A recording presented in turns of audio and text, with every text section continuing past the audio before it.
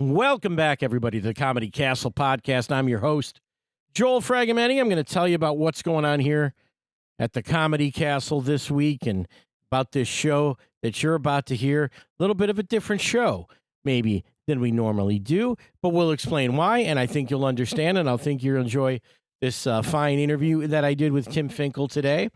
Yeah, it's a little bit of a different week this week because we have our headliner, Ryan Davis, appearing only on Friday and Saturday this week. And then we have a special headliner on Thursday. That is Tim Finkel, who we will talk to on this show. And we got an open mic on Wednesday. So let's just start with open mic. Open mic. Let's do that one. All right? Open mic. Wednesday night, 7:30. A bunch of fun new comedians and some veterans who are working on stuff. Some young people just making a name for themselves in this stand-up comedy thing. They appear at our open mic night. It's at 7:30, and it's a real fun night. Everybody does about 5 minutes, and you'll have a good time. You can just walk in and buy a ticket, or you can call the club for a reservation. That's open mic night Wednesday. And then, of course, Thursday, Tim Finkel. Tim, we'll talk more about Tim in a minute. As of this recording, let me just try to buy a ticket for Thursday. I will attempt to buy a ticket. But that doesn't do any good. If I say there's tickets available, there's one ticket at table 17 as I'm recording this. So who knows? There may be more tickets opening up. There may be people who can't make it, and those tickets open up. There may be tickets available at the door. Probably not. But it is a big show. We'll explain that as we go through this show. Talking to you, we'll understand why this night means a lot to Tim, and it means a lot to everyone at the Comedy Castle and in comedy in general. All right. And then our headliner, Ryan Davis, comes in for Friday and Saturday night. On Friday the 17th, we've got a show at 7:15 p.m. and a late show at 9:45. Saturday, we have shows at 7 p.m. and 9:30 p.m. on Saturday night for you. I love Ryan. He's a great comic. I've never interviewed him. I don't think he's ever been on this show. One of the things about Ryan that you may know him from is he's the guy, he got famous on social media, just talking a bunch of junk into his phone. He would find celebrities or dumb stuff in the news or funny things to talk about that were happening in the world that people knew about, and he would go give a little rant about it, a little funny rant, staring right into the camera. It was very entertaining. He got millions of followers on Facebook and other platforms. And, of course, he's turned that into a full-time stand-up comedy career now. He has toured all over the country. He's played with some of the biggest names. He's headlined our club a couple years ago, and he's back. I have interviewed Ryan. It just wasn't on this show. I interviewed Ryan on Mike Bonner's show on 9:10 a.m. in Detroit. We had Ryan there, I believe on a Tuesday night or something for a one-nighter, and thought he was a cool guy, invited him out to the radio station, and he did a nice interview with him over at 9:10 a.m. No idea where those shows exist.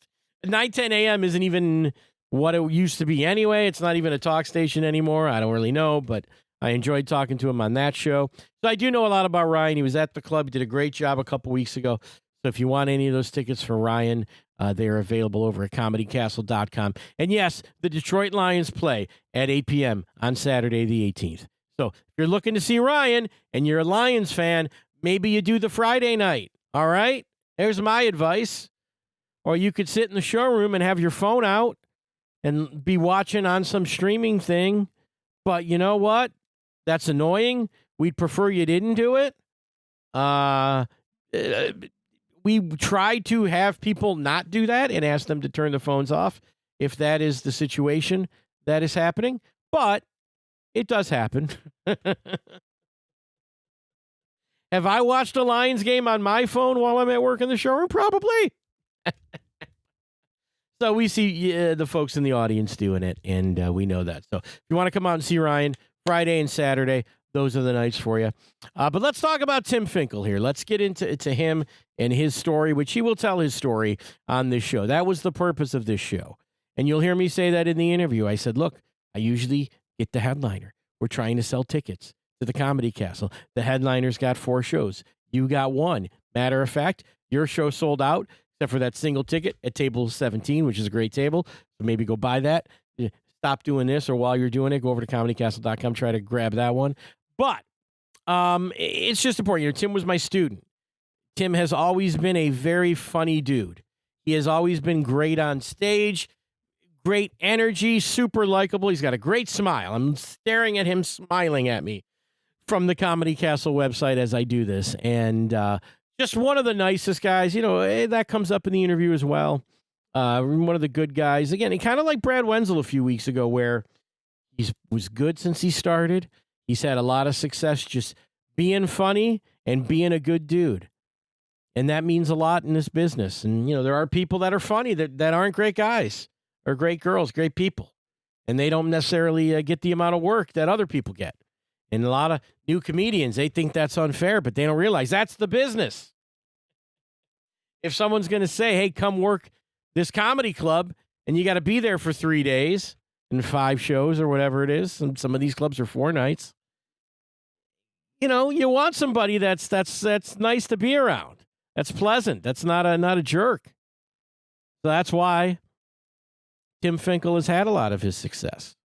And, of course, as will come up in this interview, Tim is struggling with his son's medical condition. It is, I believe, a rare form of cancer. Tim explains it all in the interview.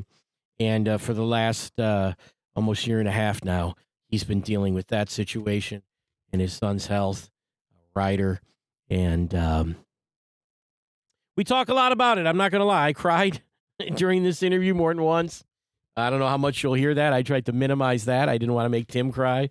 I was trying to turn my mic down as he was speaking, and you wouldn't hear me bawling. But it does happen. I know I cried about Norm Stoltz when he passed away. And, of course, we talk about Norm Stoltz in this interview as well. So that didn't help. We talk about his teen comedy class that happened. And my experience teaching that, which was not great. I tried. I really tried. Didn't go great for me. Was it the kids' fault? Yeah, a little bit. Was it my fault? Yeah, probably a little more than that. But we're just excited to have Tim out at the club. We know that headlining is a big deal for any person that gets started in stand-up comedy. And headlining the Comedy Castle, the first place that, you know, Tim started in the comedy classes. You'll hear that story. And, you know, to go from comedy class to headlining is a big deal. And, you know, so many folks have done it recently. You've heard them on this show, Melanie Hearn and Cam Rowe and Dan Britton a couple weeks ago. And then now it's Tim's turn. It's just Thursday, but it means a lot. It means a lot to him. It means a lot to us. And I really enjoyed this interview. So let's just go to that, and we'll come back, talk a little bit more after that, all right? All right, let's go. Here's Tim Finkel.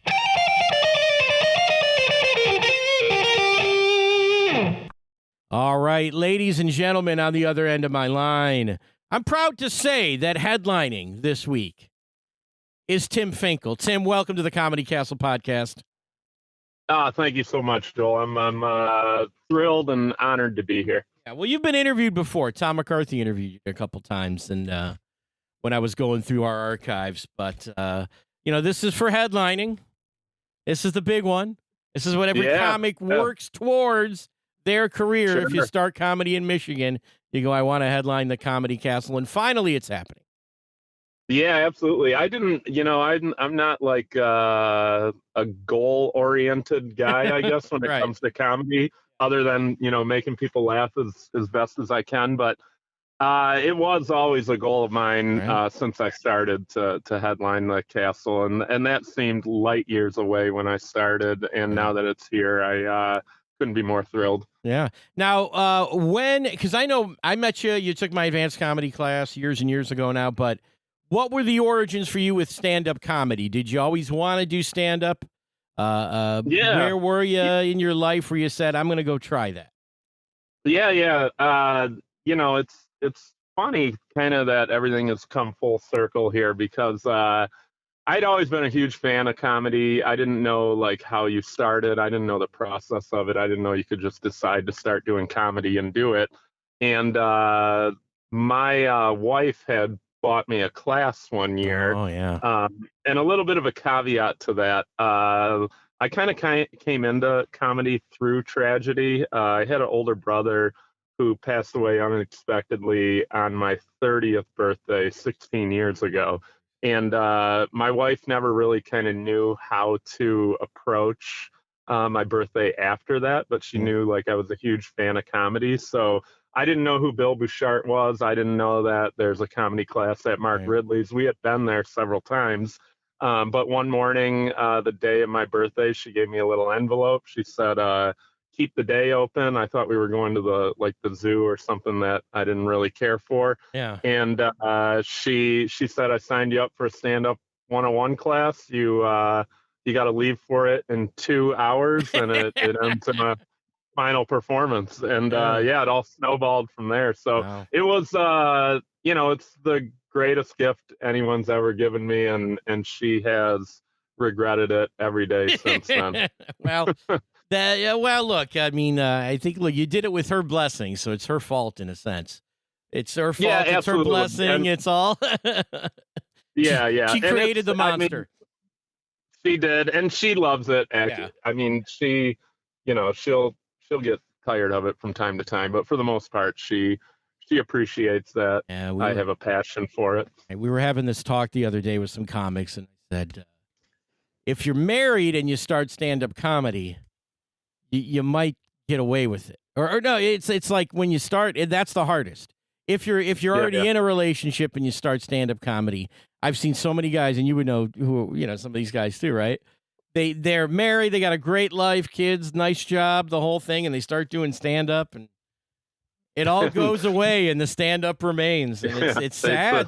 It's sad. they sacrifice their entire Oh, life for a few dick jokes. yeah, and look, I mean, when you talk to them, they're loving it, they're having a great time, but it's like, man, and you don't know, but I always say like, hey, if you are an established comic and touring is part of your life and being out of the house all those nights a week is part of your life, and you meet somebody, well, then it's already part of your life. It's not like this new thing you're introducing to Sure. And I mean, I can honestly say too that I my entire act and all of that is in the context of my life and my family it. and Yeah. all of that. And it's kind of a iron sharpens iron type of Mm-hmm. thing. Like all of that material and all of that comes from my real life. So without a fulfilling life, I don't know if I'm funny enough to be good at comedy outside of that. Well, you'd have stories about going out with the boys, getting in bar fights. That'd be funny. Yeah, That's a yeah. I great act, mean, right? Taco Bell drive-through. You'd have some jokes about sure. that. Maybe throw some Tinder material in there, Tim. You'd have a nice solid act. Yeah, yeah. I'm giving you the business because I love you. But yeah, your act is it is family oriented, and it's hilarious. And that was the thing too with you.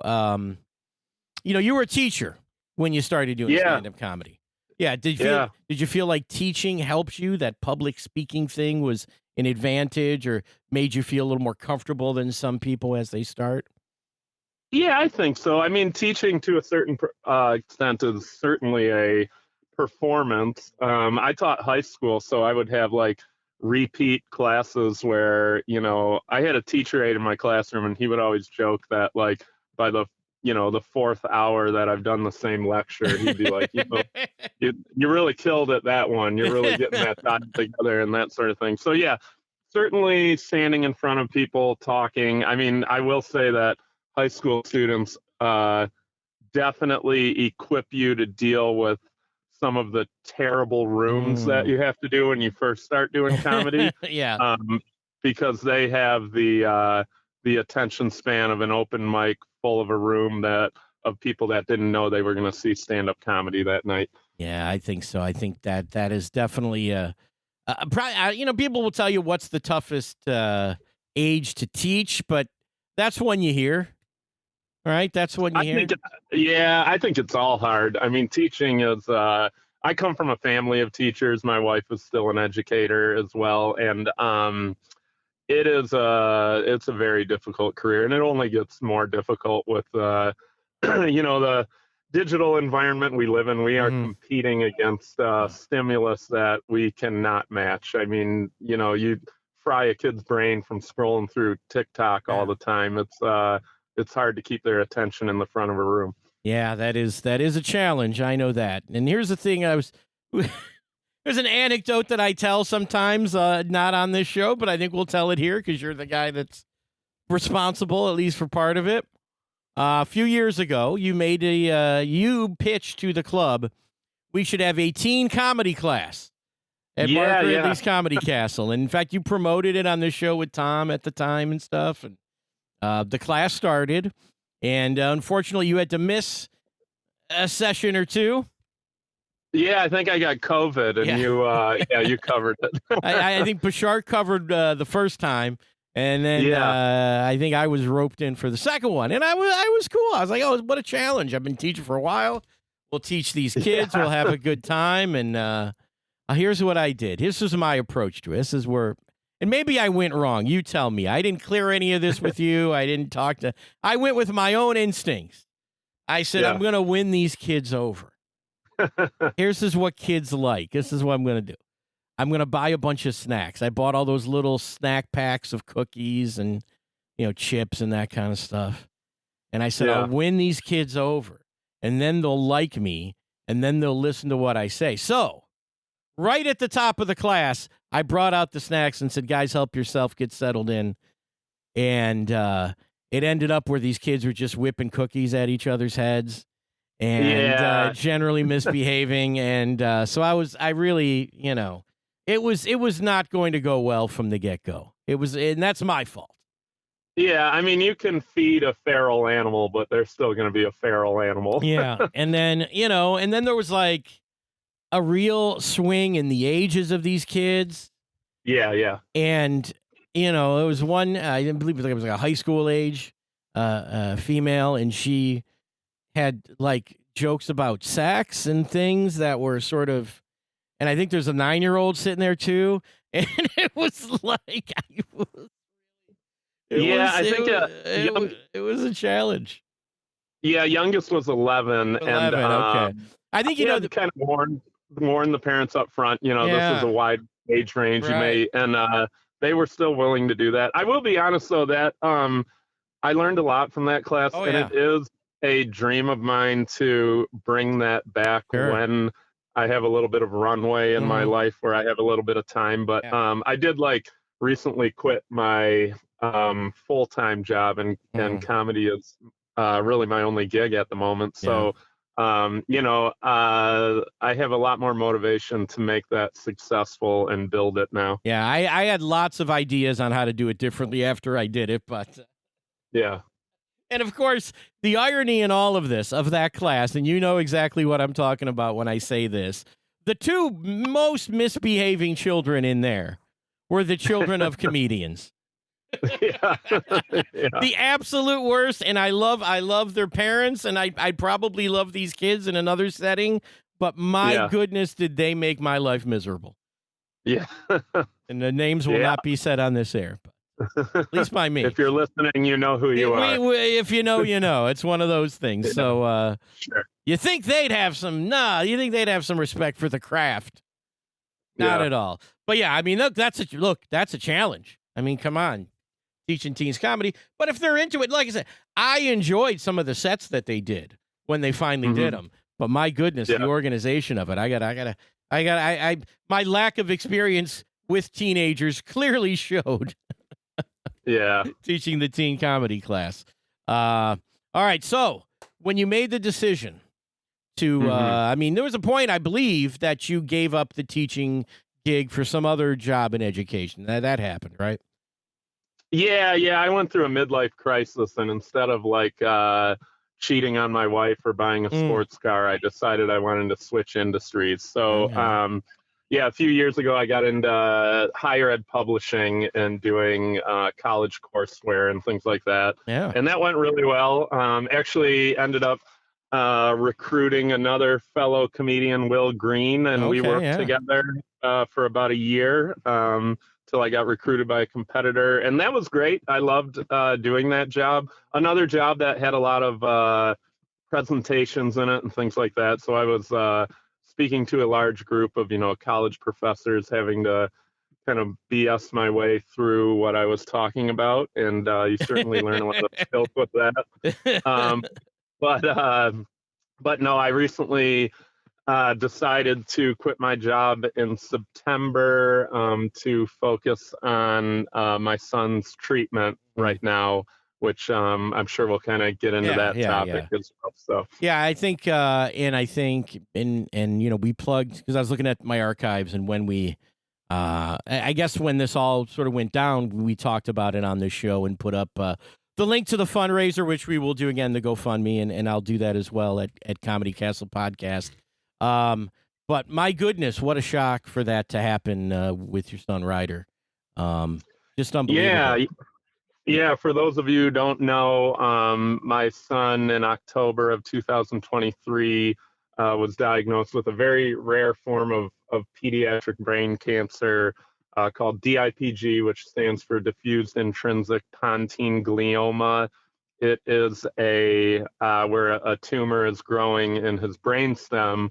So it doesn't affect any cognitive function or anything like that. He's smarter than all of us still, but it does impact all of your motor function and speech and things like that. And at the time, we were told to expect 12 months at best. The median survival rate is about 11 months for this diagnosis, and actually the day after my show this week will mark the 15-month anniversary of him being diagnosed. And fantastic. And currently he is he's beating his odds at the moment, and a lot of that is attributed to we've kept a very positive environment over the last 15 months, and there have been incredible advancements made really within the last 10 years for this diagnosis, which we're actually doing a documentary with Mitch Albom about right now. So we've been filming that since last December. He adopted a little girl with DIPG from Haiti about 9 years ago, and wrote a memoir about her called Finding Chica. So they had reached out to us early on in the diagnosis, and flew out from LA to meet with us. His nephew is the producer, and really liked our story, really liked that I did stand-up comedy and was an entertainer, and they'd come out and film some shows and that sort of thing. But we were a little hesitant at first to get involved with it, but we realized this can really shine a spotlight on this very rare form of cancer that unfortunately does not have a lot of research funding behind it, because there's only about 300 cases per year in the US, and that's a very small line item for anyone to want to solve that problem. So we're doing everything we can do to not only focus on our own son, but also all the other children who are impacted by this as well. Well, that's just terrific that what Ryder's situation can help others potentially is terrific, and just being a little bit high profile is helpful too, right? I mean, there you go. Yeah, I mean, it's been a beautiful thing in terms of just between my wife and I, we've got to see like all of the relationships we've ever had in our lives through all the different walks of our lives, like kind of emerge from the woodwork to provide support for our family. And as tragic as all of this has been, there has been a tremendous amount of beauty in all of it. And I often say that we're living the greatest year of our life while simultaneously living the worst year of our life. And I would say, all things considered, I think we've made the best of our situation so far. And, we work our asses off every day to make sure that we keep doing that. Yeah, it's so hard, man. I know we've talked privately, about this. We actually had a nice talk at again, bad circumstances, but Norm Stoltz's funeral. We had a nice talk, and I know Norm was what Norm had cancer and passed away. I know I talked about him on the show right after the funeral or when he died anyway. But I know Norm was going through treatment with Ryder. Tell everybody about that.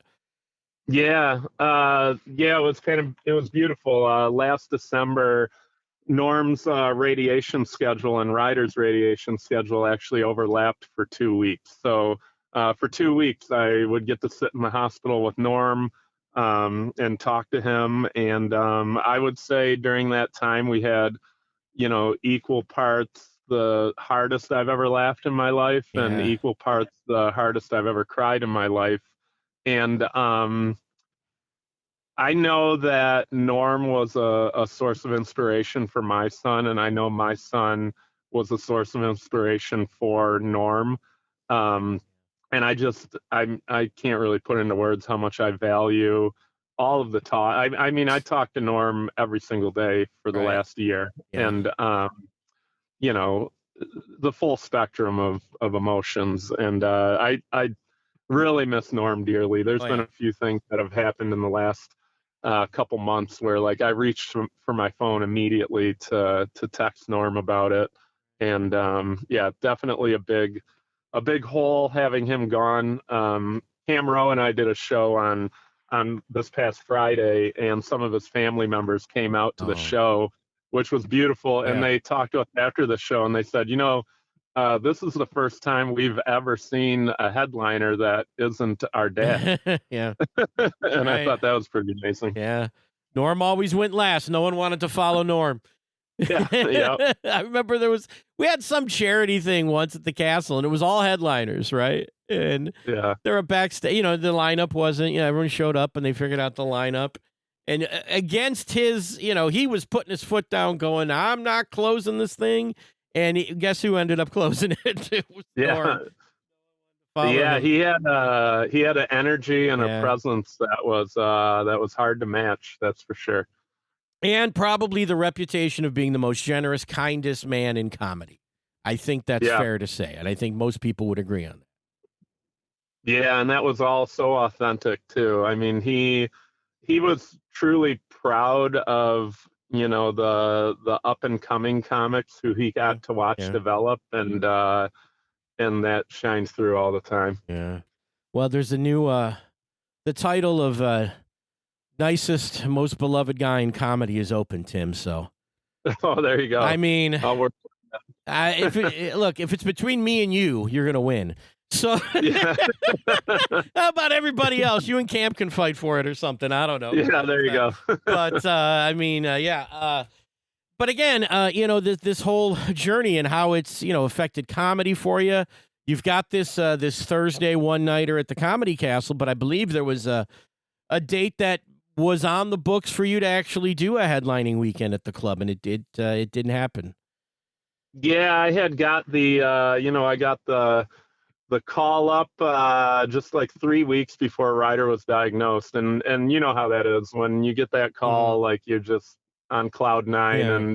and there's no better motivation Hmm. that you can buy than knowing that you have a headline date on the horizon. And so yeah, I was supposed to do May of last year, and I also was, I think I was featuring on New Year's Eve last Hmm. year, and I remember being at the hospital, and Bill texted me, and he said, "Just so you know, I did find someone else for New Year's Eve. I figured Oh. you would want that with everything going on." And I said, "Yeah, that's a good thing."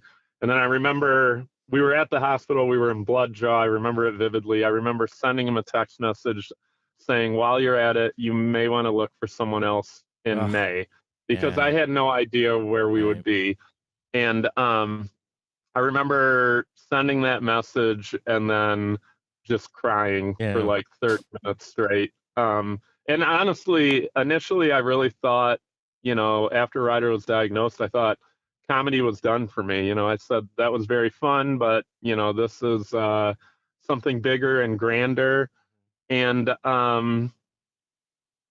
something beautiful happened where the comedy community really kind of wrapped our family in love and started organizing benefit shows. And I got on stage for one of them and wrote a few jokes that, were relevant to what was going on. And I remember feeling that laughter and just thinking to myself, this is definitely something that I can't not only leave behind, but I need it right now. And I had a lot of conversations with Norm at great length about, you know, pursuing on through all of this. And, he was really instrumental in one of the people who were like, you need to keep doing this. Yeah. It's a safe place when you're on stage.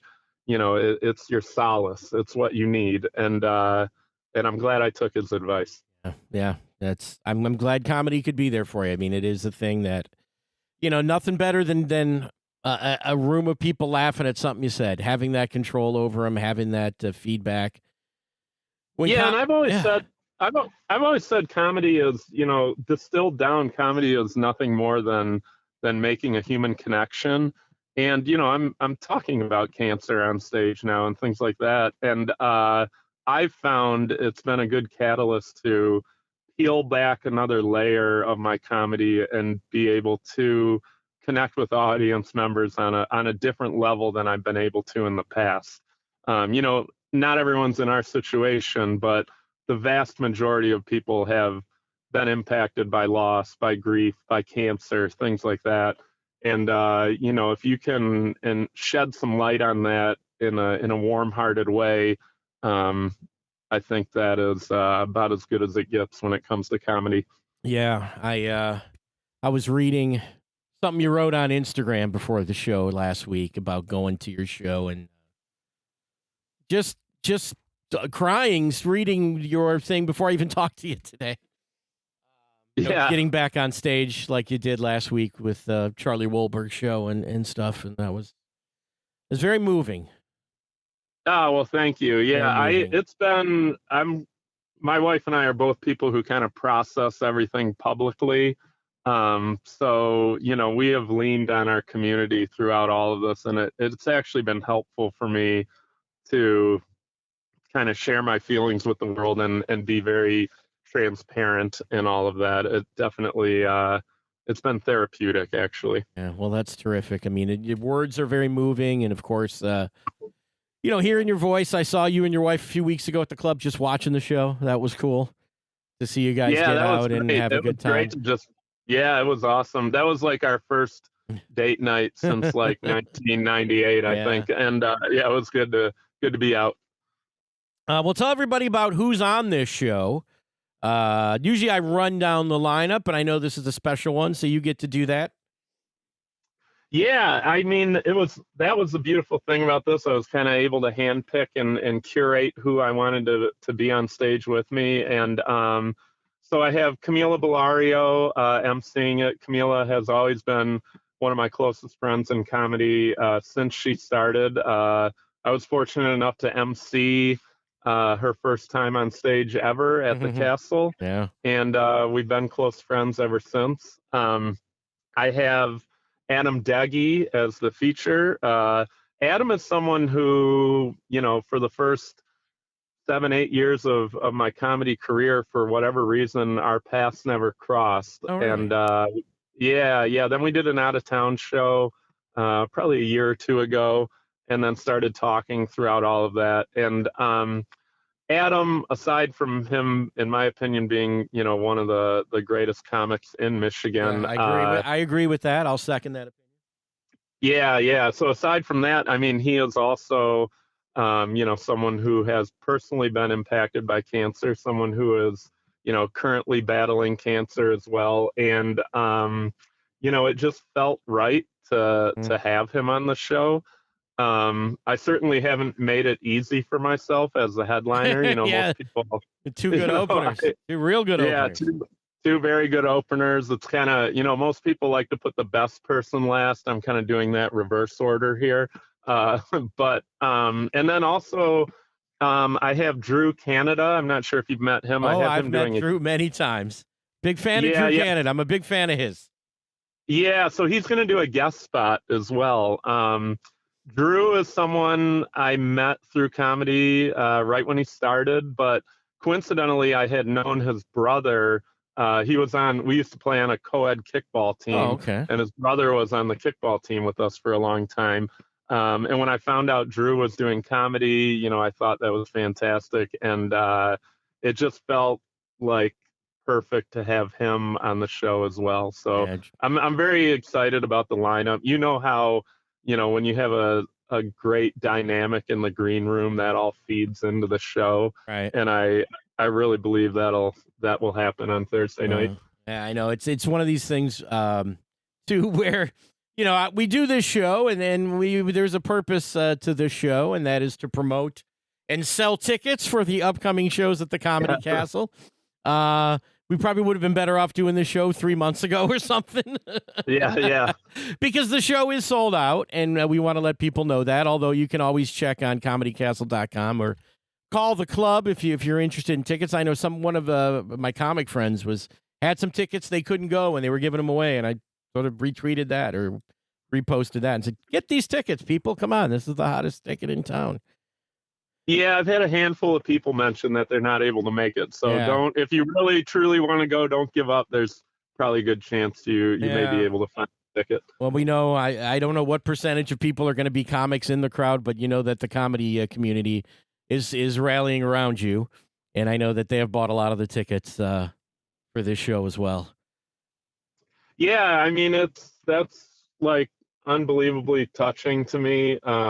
I think one of the things I love most about comedy is just having that community of people, and it means the world to me that they are not only supporting me but our family, and hopefully they're still entertained by my act. They want the jokes, so we're getting the jokes. We're getting we're getting you in the supermarket dancing, right? We're getting that one. Yeah. I hope I'm not giving anything away. That was your promo at the club for the last couple weeks. Oh, okay. Yeah. Okay, good. And that's one of my favorite bits that you do. But you're a talented guy, man. You're a great comic, and I'm glad that the dream of doing the Comedy Castle you will fulfill that to some degree this week. Not under the greatest circumstance, but I think there'll be many more weekends to come for you at our club. And yeah, I hope so. I mean, that's the dream, and especially I got nothing else right now, income wise, so I got to make it work. Do it. We'll do it this week. Right? We're sold out. And also, just to wrap it up, because I think it actually kind of all coincidentally ties together, but one of the people that has really been a part of Ryder's journey here and what he's going through, and very supportive, is Aiden Hutchinson of the Detroit Lions. Of course, they got their playoff game Saturday night. So, tell a little about what's been going on with Aiden and his support, because I've been following it, and it's just been terrific. Yeah, I mean, we didn't know the Hutchinsons or anything prior to this, but it's always been a passion of theirs, visiting kids at Mott Children's Hospital. So we initially met Aiden in November of last year. It was really only like maybe 3 weeks after Ryder was diagnosed. And the family has been well aware of the diagnosis of DIPG. They partner with the Chad Tuff Foundation, which is, I don't know if you remember Lloyd Carr, the former U of M football coach. Yep, his grandson had the same diagnosis. And Tammy Carr, his mom, started the Chad Tuff organization, which really springboarded U of M Mott as being one of the premier research hospitals for DIPG in the country. And the Hutchinsons have always been highly involved with that. So they came and met Ryder in November. We thought it was just going to be a quick pop-in visit. They ended up spending about an hour and a half with our family. And then ever since then we've been in touch with them. They invited us out this summer. Aiden was golfing in the Rocket Mortgage PGA Classic, as a pro-am thing. And they invited us out to the golf course to hang out with them there. And then recently we were invited to attend the Buffalo Bills game in their suite, which was great.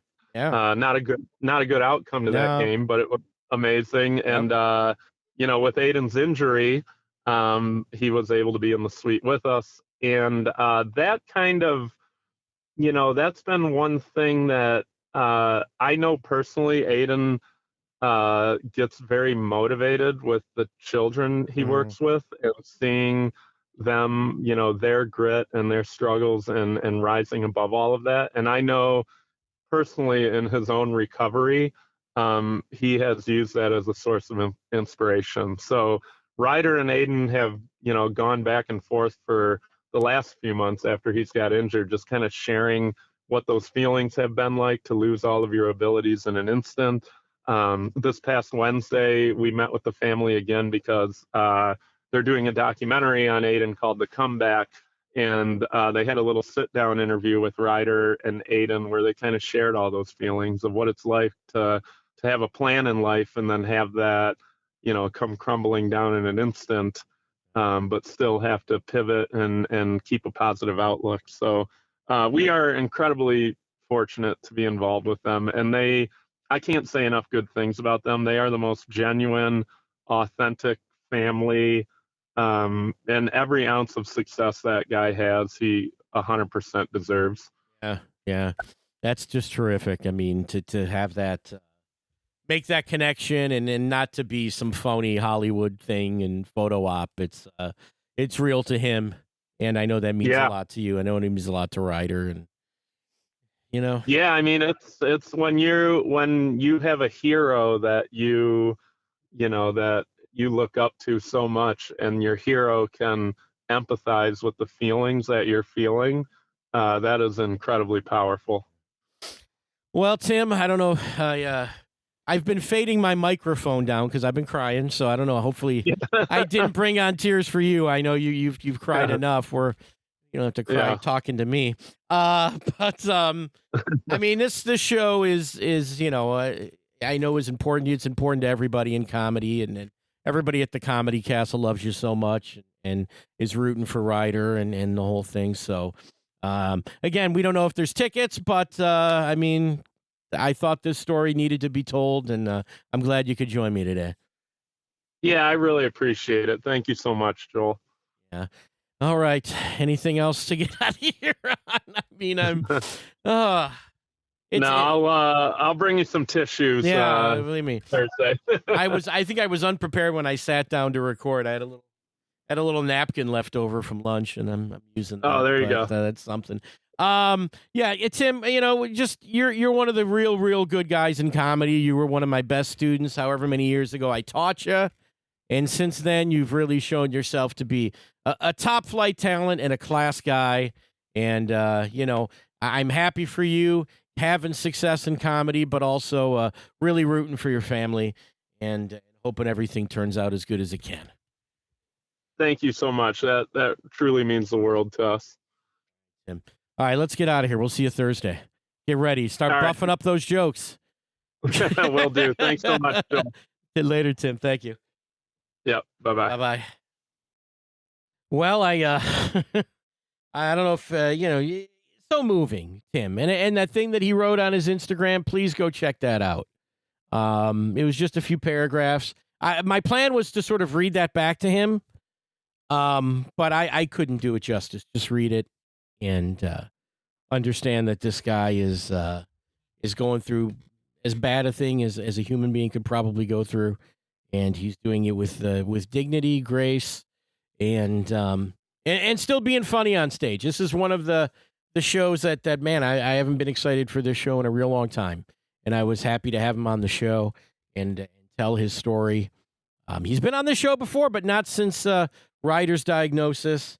And of course, we hope the best for Ryder, the whole family. And if you don't have a ticket, hopefully something will open up.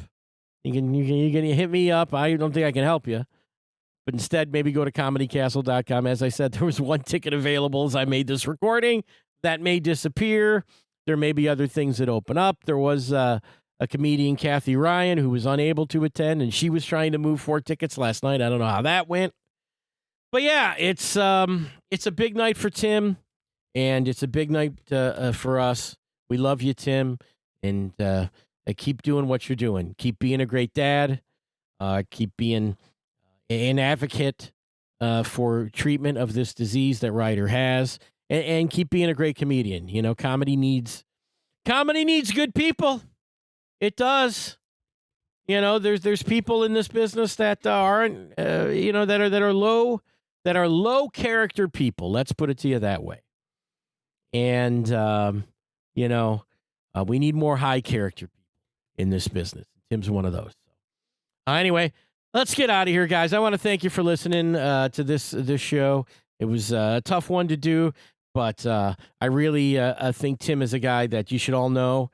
If you don't make it to the show, he'll be around. He'll be headlining again someday.